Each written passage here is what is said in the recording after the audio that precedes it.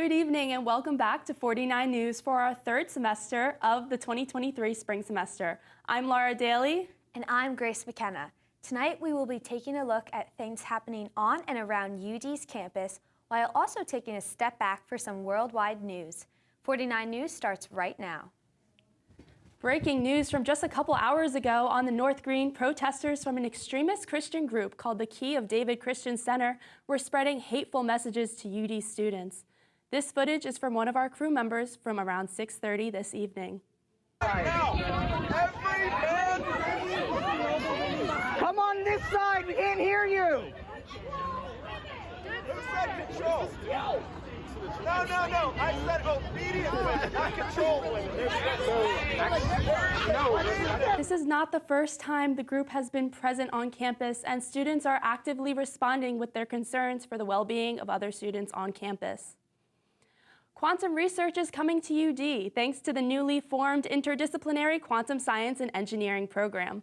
Led by Matthew Doty, a professor of material science and engineering, the program seeks to quickly give students the necessary skills to follow a career in quantum research.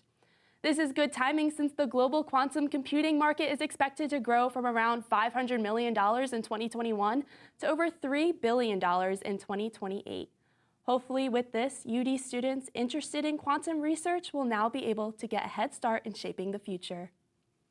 In a college campus full of eager students, there's a decently sized minority on campus that are unaware of the resources available to them. Angelica Sandoval went out to find more. About 60% of UD students are white, but UD has a mixture of cultures. One group in particular involves students of all cultures who also face the struggle of how to navigate college life. That's the 10% of students who are first generation. First generation students are the first in their families to go to college. With a small population on campus, most first-gen students are unaware of the programs and resources available to them that can help them succeed, just like everyone else on campus. Currently, we are hosting this pilot program called Mentor Collective, and this is a program where first-gen students can get partnered with upper division first-gen students, and they will serve as a mentee-mentor type of relationship where they can ask them any questions, help navigate them through social life, academic life. And help also comes from fellow students, like the RSO We're First. We're First's main goal is to create a sense of community and also to provide that support system and provide resources to first-gen students. The hope of both programs is to expand exposure to the resources available, such as the McNair Scholars Program, Nucleus, Student Support Services, and many more. I would hope that first-gen students are provided with an outlet and an avenue of support and guidance, that they might not have at home with parents and families. Many events are in the works for first-gen students, such as a grad school prep workshop, professional development workshop, an end-of-the-year bonfire at Sean's house, and a volleyball tournament. For 49 News, I'm Angelica Sandoval. A University of Delaware student represented the first state on the small screen last week when she competed on The Price is Right. Lily Ramos, a junior nursing student, appeared on the spring break themed episode on March 13th, which featured college students from all over the country. By the end of the show, Ramos walked home with over $1,000 in cash and 3 trips worth over $50,000. The most interesting part for Ramos, though, she couldn't share the outcome of the episode until it aired, so she got a chance to watch her friends' live reactions. The University of Delaware Women's Caucus granted the 2022 Torch Award to Heather Walling Doty for her dedication to advancing women's equality on campus. Heather is an associate professor of mechanical engineering here at UD. The recognition is for her selfless, proactive, and impressive contributions to improving the policies and procedures for women and faculty in engineering at the University of Delaware. The Special Olympics program here at UD is one of a kind, just like its players and volunteers. Their energy is unlike no other, but how could it be not when they're having a blast? Every Tuesday in Lil Bob Gym 1, students and players involved with the Special Olympics get together to play some basketball. This program is great as it helps the participants get together each week to stay active and have some social fun. They practice their drills before going into a light scrimmage. This provides great teamwork skills for the participants along with the volunteers. The Special Olympics strives to create a better world by fostering the acceptance and inclusion of all people. The program here at UD does just that. Yeah, it keeps me busy, and I get to hang out with a bunch of friends, which are pretty much family. Although this basketball program at UD is just a few weeks long, it helps both students and participants get together with their friends. So it's been a really big impact on my life, and I just absolutely love just getting involved and being out there and just getting to meet new people and have new experiences. A few team members even get to participate in an upcoming tournament this weekend at the Big Bob. The Special Olympics is an amazing organization worldwide, and here in Delaware, it's having an even greater impact on our students. We wish them luck this weekend and hope for a win. The UN has released their latest statement about climate change, explaining that humanity is on thin ice and it's melting fast. There's still a chance to prevent the worst of climate change's future harms, but in order to do so, 2/3 of carbon pollution would have to be gone by 2035. Rich countries are being encouraged to reach zero net emissions within the next 10 years, and there's also a call to stop using all coal within that time period as well. Spring has finally arrived, and it sure was beautiful out today. Now we're going to toss it over to Joe Davis for our forecast. It sure was, Laura. It's been a gorgeous day on campus today with the sun weaving in and out of the clouds and the temperature in the refreshing low 60s. Even now, it's still pretty fair out at 55 degrees. The second day of spring has brought promising weather across UD campus. With seasonal temperatures and low humidity, it was just an overall nice day for students to walk and bike to class. Now that we've passed the spring equinox, we'll see more sunlight during the day. We currently have over just 12 hours of daylight, and that number will continue to increase throughout the season. But with that early spring weather in March brings early spring allergies, so be wary. The allergy risk index for dust and dander are high, followed by a moderate risk for tree pollen. Our local satellite from UD's SEMA this evening shows that partly cloudy weather very well. We could see the clouds moving over and away from Newark all throughout the day. Unfortunately, more clouds are creeping in over our area as we move through the night. Looking at the rest of the U.S., the West is slammed again with a bomb cyclone that just developed earlier today, adding onto their huge precipitation levels this season. You can also see that large system of rain sitting over the southeastern states. This system will be moving east towards our area in the overnight hours. Tonight, we're going to see almost complete cloud cover paired with some on and off showers. These showers are expected to last through the morning hours, so you might want to bring an umbrella on that walk to class. Looking at the 5-day forecast tomorrow is going to be another nice day temperature-wise, reaching the high 60s. Some light showers will come through Thursday evening, and from there on, the rainy weather will continue through the start of spring break. The sun is going to peek its way back out on Sunday, but the possibility of showers resumes on Monday. Hopefully students at UD will be getting far away from this rainy campus. That's all for your forecast. I'm Joe Davis. Back to you, Laura. Thank you, Joe. UD flowers are back in bloom earlier this year due to a warming winter climate. With that, pollen levels are on the rise as we jump into spring. As spring arrives, many students notice the landscape around campus finally coming back to life. On average, this winter was warmer than normal, causing the buds on the trees to wake up and bloom. After what has felt like forever, experts anticipate an early spring. So the growing process has been accelerated because of the warm temperatures this year. We're roughly 4 to 5 weeks ahead of where we typically would be in a normal springtime. Mixed into this warmer than normal winter were periods of extreme cold and stretches of unusually warm weather. This makes days with average temperatures feel colder.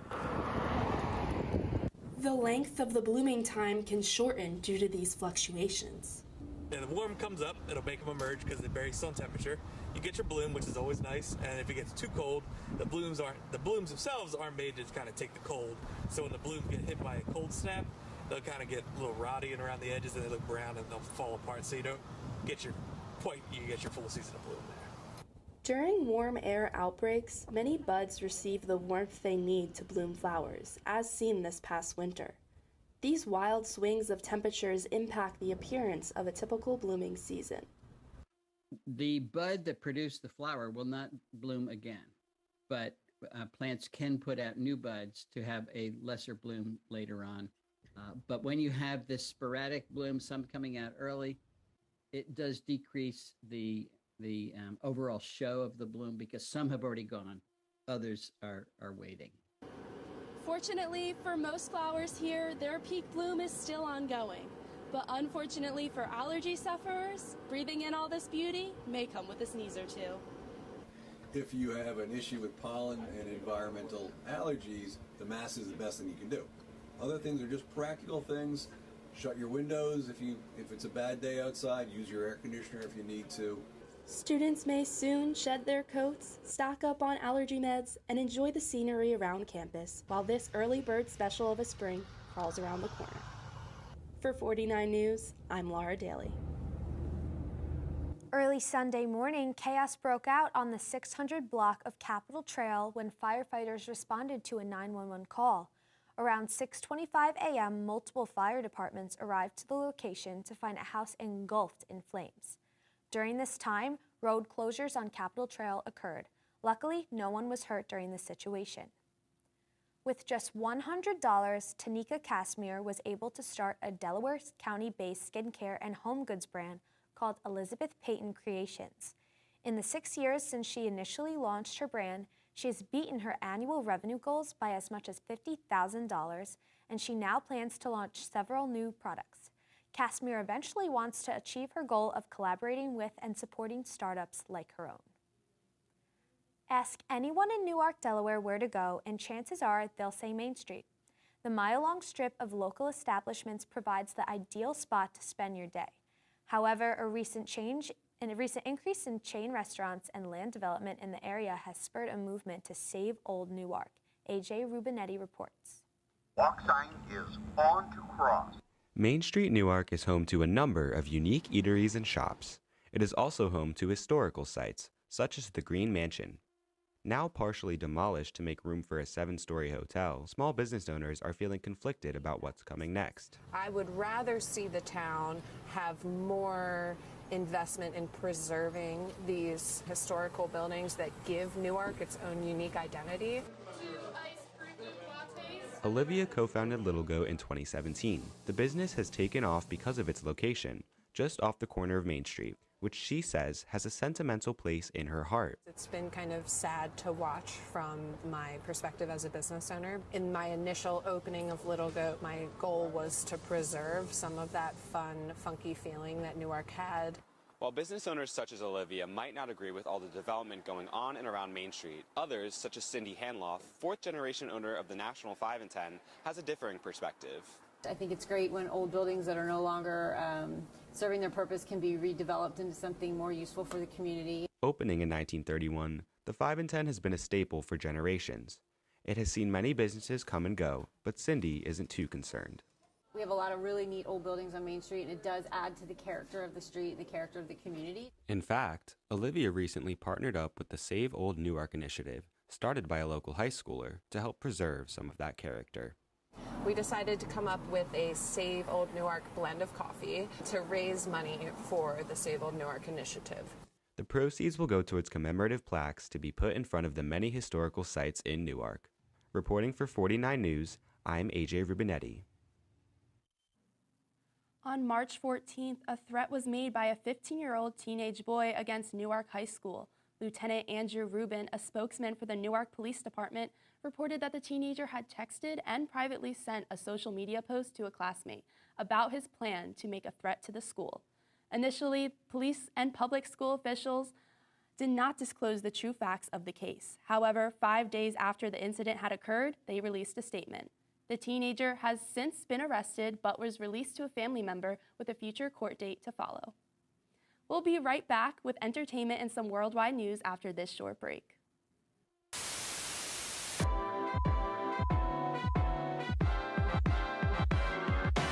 #49 News starts right now. I'm Emma Schneider here with your entertainment news. I'm Laura Daly here with this week's weather update. We could see the clouds are moving in to the area as the night progresses. I went out to find out what students really think. Let's see what students at the University of Delaware have to say. Here's what you can do to keep yourself safe during this holiday season. Sadly, that is all we have for you tonight on 49 News. It's back. We're back. Penn Sport Night, your University of Delaware sports broadcasting show. That team from Boston. Just because they got a leprechaun don't mean they're going to be lucky. How has your experience been playing field hockey here? How magical was the beginning of the season for you guys? Who are you rooting for this World Cup? Probably the USA or Scotland. Watch the play. I don't think I've seen it though. Yeah, you can't guard them. That's not your body. It's her first time in 10 years, so we're like kind of at the same level. Welcome to Real Talk. What is the best Halloween candy? You had to play a song every time you came into the room. What song would it be? This movie's bonkers. Let's get right into that. Yeah. Do you guys like pickles? No. I love pickles. I'm so excited. You see Kanye West as this icon, as this person, and he said some anti-Semitic things, so it's like, how do you deal with it? There's nothing scarier than a student-run television show with an audience of 13. Do you mean bi-weekly? Don't they look stunning? What? I don't want to hold you back. Ow! What now? McKinley! Shut the hell up! Let me just leave these babies here with you while I head on up to the saloon for the hour. I'm just gonna... I've been your host, Lauren Gapp, and this is the Bi-Weekly Show.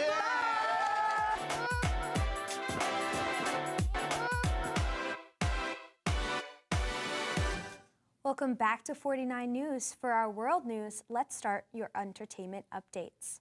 1,000-pound Sisters star Amy Slayton is dealing with another big loss. Slayton's husband, Michael Halterman, filed for divorce from the reality star on March 13th.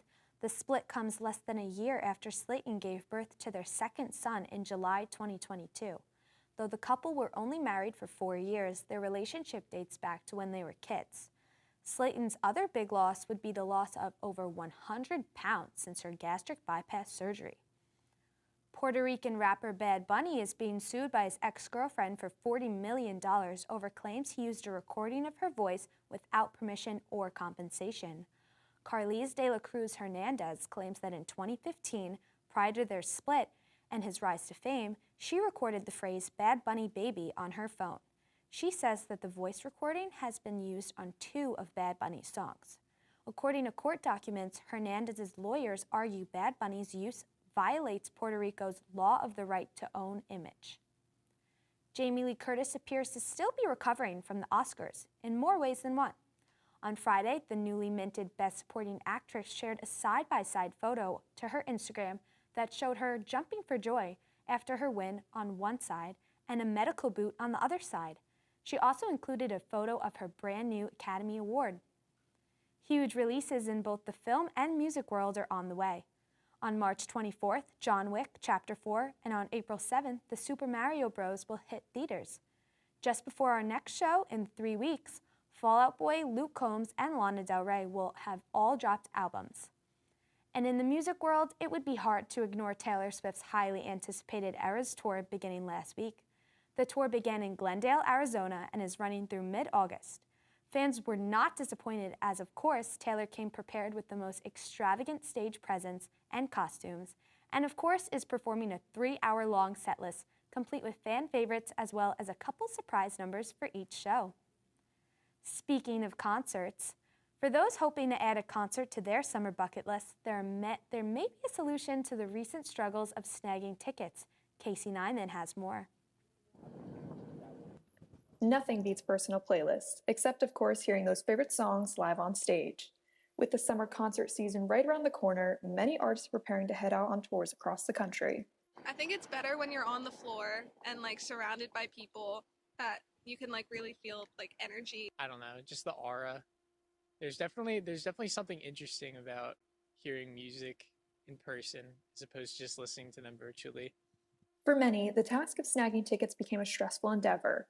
Sites such as Ticketmaster and Live Nation overcomplicated the process of purchasing tickets for popular concerts.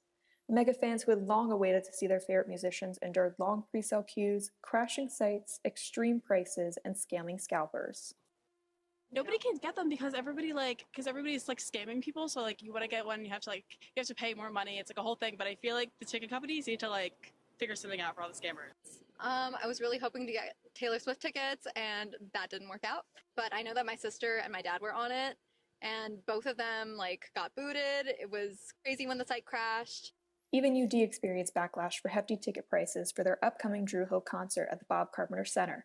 The poor response to the inflation forced the university to drop prices from the $70 to $185 range to $59 to $157. Despite expensive ticket prices these days, luckily around campus there are many live music options to explore. Newark's history is ingrained with a rich culture of live music. From Stone Balloon to Deer Park, many local restaurants and businesses are known for supporting local artists. Today, local bands such as the Happy Campers foster that sense of community through their performances. I think the biggest thing that people go to concerts for is the community, the energy that you get from people. It is obviously for the artists, but and it's so nice to be able to provide that on definitely a smaller scale, but just have an outlet for people to have that, since it is $500 to buy a concert ticket these days. It's insane. The Happy Camper Band showcases that you don't have to go far to enjoy a great live show. If you listen close enough, there's concerts around every corner. Reporting for 49 News, I'm Casey Nyman. President Biden will be designating 2 new national monuments in the Southwest. These monuments include 500,000 acres in Nevada that are occupied by Native Americans and 6,000 acres in Texas. The Spirit Mountain area in Nevada is some of the most biologically diverse and culturally significant lands in the Mojave Desert. President Biden is using the authority of the Antiquities Act of 1906 to establish these monuments. Schools in Los Angeles have been shut down after school workers have launched a 3-day strike. This protest started early Tuesday morning with bus drivers walking a picket line outside of the bus lot where they would normally start their routes. The union represents 30,000 school employees, including teaching assistants, custodians, and cafeteria workers who are fighting for a fair living wage from their administrators. The teachers' union in Los Angeles joined the protest in solidarity. There is currently contracts being negotiated with both unions and hope to get kids back in school. Move over, Quizlet. There's a new academic site in town. ChatGPT, while still in the early stages, is an artificial intelligence platform that can answer questions, solve math equations, and so much more. Sarah Corallo has the story. Access to a world of information changed education. Sites such as Quizlet have long been helping students find answers quick. But now, ChatGPT poses a new set of questions in terms of academic integrity and maintaining a productive classroom experience. ChatGPT is a web-based tool that allows you to type in some text. It could be a query, it could be a sentence, it could be longer than a sentence. And the tool attempts to provide the text that it thinks should come next. Unlike other universities, UD has opted to embrace ChatGPT and has given professors the autonomy to decide how to address the platform in classrooms. First off, I think that as a professor, if I'm open and honest about what the tool does, what it's good at, what it's not good at, I hope to enter sort of a contract with my students to say, look, I know this thing exists. I know it can be used for helpful things, but it's not going to solve all your problems. Some professors are banning the use of AI entirely, while others, like Hoffman, are requiring the use of this technology in order to educate students on the power of these platforms. ChatGPT and other artificial intelligence platforms aren't going anywhere. After speaking with professors, it is clear that many of them want to utilize the technology for good, while also remaining cautious of upholding academic integrity. To further investigate how ChatGPT made its way on campus, I spoke to students to find out how they really feel about the platform. But I think ChatGPT is more of a simplified Google in the respect that, students are going to go to Google for answers anyways, so ChatGPT kind of just makes it easier, helps them learn faster. I think it's just an idea starter or something to use to maybe jog your brain, not necessarily do your work for you. With technology always evolving, ChatGPT is just the beginning of what artificial intelligence is capable of. For now, students and professors will continue to navigate the use of these technologies as they become our new normal. From 49 News, this is Sarah Carollo. That's all we have for you tonight on 49 News. Make sure to tune in for our next show on April 12th. Be sure to follow us on social media at 49 News. It's been a pleasure being your host tonight. I'm Laura Daly. And I'm Grace McKenna. From all of us here, have a good night and stay safe.